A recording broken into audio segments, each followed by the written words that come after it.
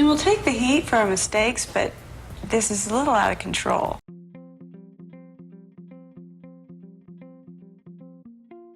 Number 10. Janet Hubert.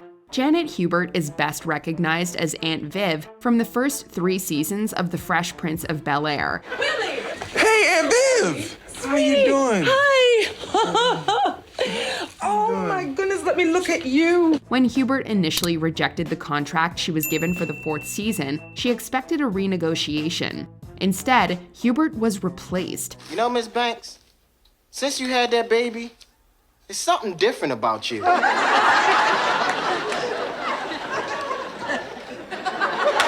She blamed this devastating turn of events on her rough working relationship with Will Smith. What made the contract rejection even worse was that she was labeled as being difficult in post-show interviews. I think Will simply needed to win, and I think sometimes when you get caught up in a lie, and those things never happened. She never left the set, I never left the set. We got along great. In the wake of this turn of events, Hubert struggled to land recurring roles for nearly a decade. After almost 30 years had passed, the fictional aunt and nephew reconciled during a reunion special for the show. Smith apologized for his actions and acknowledged his lack of empathy for Hubert's difficulties. I could not do a 30-year celebration of this show and not celebrate you. Number 9. Jenna Cooper. At the end of the 5th season of Bachelor in Paradise, Jenna Cooper had everything she'd hoped for. Jenna Cooper.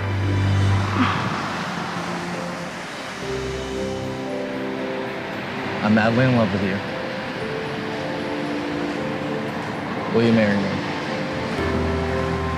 Yes. Fellow contestant Jordan Kimball had proposed, and they were set for a happily ever after. However, everything changed when popular blogger Reality Steve Carbone released scandalous screenshots. They allegedly showed text messages between Cooper and another man. She soon saw her fiancé break off their engagement, while others attacked her character and integrity. I don't think there is a form of justice possible. I think that could heal or fix me completely, or my family, who unfortunately had to deal with that, which I hate, because I wish I just could have taken it all. When the texts were proven to be fake, Reality Steve removed them from his site and apologized for the inaccurate images.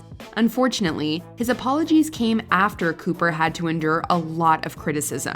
But I just kind of took it. I was just like, I don't know what to do. This isn't true, but what can I say? And I did not feel any support from them at all. Number 8. Jake Lloyd. Jake Lloyd raced into the public's eye as the young Anakin Skywalker in Star Wars Episode 1, The Phantom Menace. You're a Jedi Knight, aren't you? What makes you think that?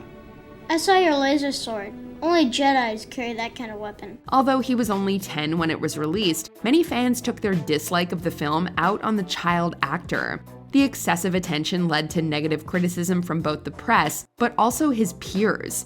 At first, Lloyd voiced the character for games and attended cons. I get some pretty crazy questions, and I get a lot of people asking me a lot of random stuff. Most people just want to say hi and hang out for a bit and get an autograph signed. But he ultimately retired from acting in 2001 for his own mental well-being. After being arrested for a violent incident in 2015, Lloyd was diagnosed with paranoid schizophrenia and placed in a psychiatric facility. In 2020, his family took over his care and hoped he would soon regain his happy personality. People think showbiz kids were used to rejection. You know, we don't mind it when you criticize the way that we are, look, think, act, but we're still kids, man. Number 7. Lance Bass. Lance Bass rose to fame as a member of the pop boy band NSYNC. In 2001, he further explored his teen heartthrob status by starring in the romantic comedy On the Line. After years in the public spotlight, he appeared on a 2006 cover of People magazine to announce he was gay.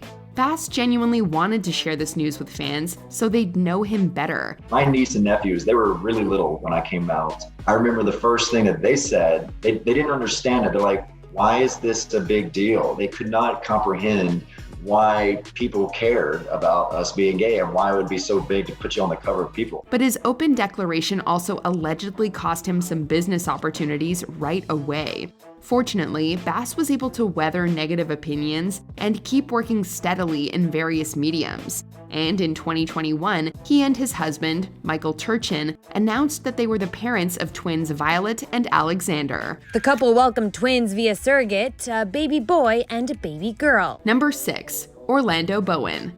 Orlando Bowen was an up-and-coming Canadian football player. After 3 seasons with the Argos and a year with the Hamilton Tiger Cats, Orlando signed a new contract extension.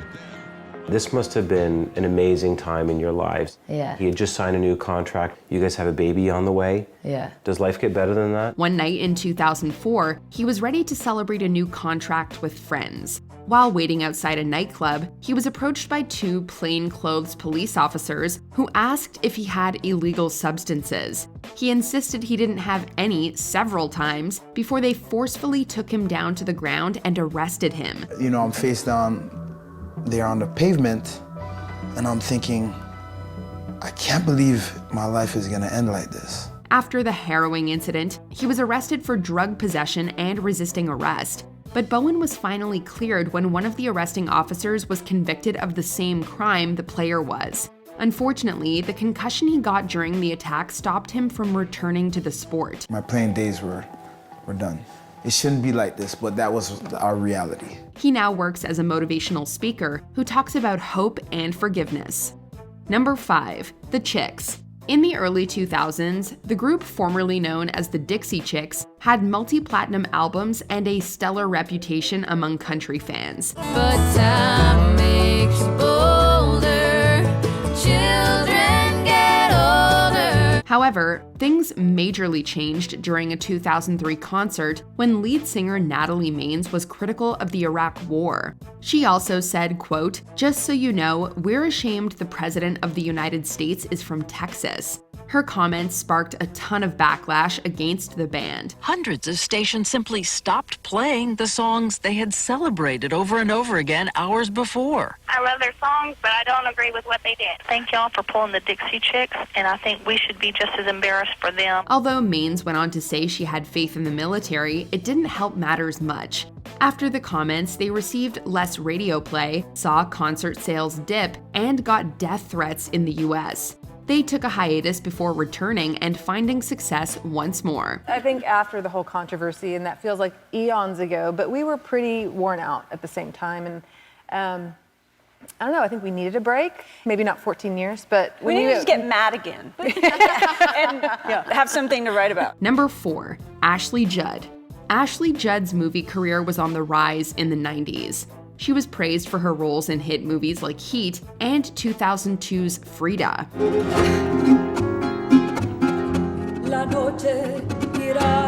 But after the latter film, she seemed to get less and less leading roles. The reasoning behind this trend became clear in 2018 when Judd sued Miramax executive Harvey Weinstein for harassment and defamation. I also talked with my dad, and when I talked with my mom, I told her what I was thinking about doing, and she said, "Go get him." She claimed that after rejecting his advances during the filming of Kiss the Girls, he'd spread lies that ruined her career. Film director Peter Jackson also reported he didn't cast Judd in The Lord of the Rings because of Weinstein's comments. Although Judd hasn't hit the career heights she once had, she's been praised by many for exposing horrible behavior. We all do the best we can, and our best is good enough. And it's really okay to have responded however we responded. Number 3, John Garfield. John Garfield was one of the most popular Hollywood actors of the 30s and 40s. You drop this? He was nominated for Academy Awards, entertained troops overseas during World War II, and was a box office star. In 1951, Garfield was caught up in the communist scare and had to testify before the House Committee on Un-American Activities. It's 1941 is when he's first put on a list. But then starting in 1943, they start doing surveillance on him. When asked to name suspicious people, the actor didn't single anyone out. He declared, quote, "I am a Democrat by politics, a liberal by inclination, and a loyal citizen of this country by every act of my life." After Garfield's testimony, he remained largely blacklisted and rejected by Hollywood studios for the rest of his life. How much evidence did they compile that John Garfield had been a member of the Communist Party? 0. Number 2, Mira Sorvino. After Mira Sorvino won Best Supporting Actress for Mighty Aphrodite, she expected her career to take off. And I remember thinking to myself, I like acting. I want to study. But a few years later, she was still struggling to grab comparable roles. Sorvino believes that one major reason behind her struggles was due to Harvey Weinstein. After she rejected the exec's advances, she found that her prospects were being limited. Everyone was just kind of comforting about it, and I didn't really understand the law, and I didn't think I was important enough to make a big deal over, so I just kind of tried to put it to the side. Sorvino eventually shared her story with The New Yorker in 2017. While she expected to take another big career hit, people largely came out in support of her. In the 2020s alone, Sorvino has become more in demand for big TV roles. You're not calling anyone. We're going to work something out with them. No, you can't make me cooperate. What are you talking about? Mama, get yourself up. What? No. Number 1, Reuben "Hurricane" Carter. Reuben "Hurricane" Carter was a world-famous boxer aiming for the World Middleweight Boxing Championship. In 1966, he was arrested and charged for taking the lives of 3 people. I knew that I was innocent. I knew that I was not in prison for murder. I knew that. Although there was no forensic evidence to tie him to the crime, he still spent over a decade in prison. Many people believed in Carter's innocence throughout the ordeal. Bob Dylan even wrote the song Hurricane to bring more attention to this injustice. Here comes the story of the hurricane, the man the authorities came to blame. Finally, in 1988, a judge declared that the prosecution was, quote, based on racism rather than reason and concealment rather than disclosure. What I felt at that moment was anything in this world can be done if you got commitment and you got the people to do it. After his release, Carter served as the executive director of the Association in Defense of the Wrongly Convicted. Did you enjoy this video? Check out these other clips from WatchMojo and be sure to subscribe and ring the bell to be notified about our latest videos.